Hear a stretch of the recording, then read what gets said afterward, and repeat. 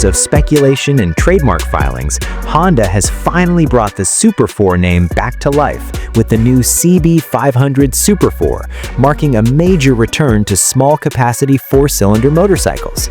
Unveiled at the CIMA Motor Show in China, the bike represents Honda's renewed commitment to a format many enthusiasts feared was disappearing.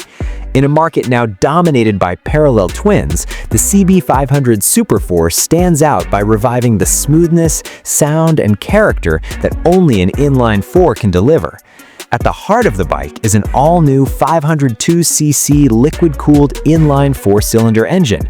According to early type approval data, it produces around 70.8 brake horsepower, prioritizing smooth, linear power delivery over outright peak figures.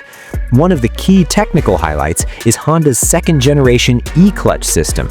This electronically assisted clutch allows clutchless starts, upshifts, and downshifts, reducing rider fatigue in urban riding while retaining a conventional clutch lever for full manual control. Unlike a dual-clutch transmission, the e-clutch adds minimal weight and complexity, preserving the traditional riding experience while subtly enhancing convenience. Ride-by-wire throttles enable smooth automatic blipping on downshifts, further improving shift quality. The chassis is shared with the Faird CBR500R4 and consists of a steel frame, an inverted front fork, an aluminum swing arm, and a rear monoshock. Braking is handled by Nissan 4-piston radial calipers, while 17-inch wheels wear 120/70 front and 160/60 rear tires. With a wet weight of around 189 kilograms, the CB500 Super 4 balances stability with everyday agility.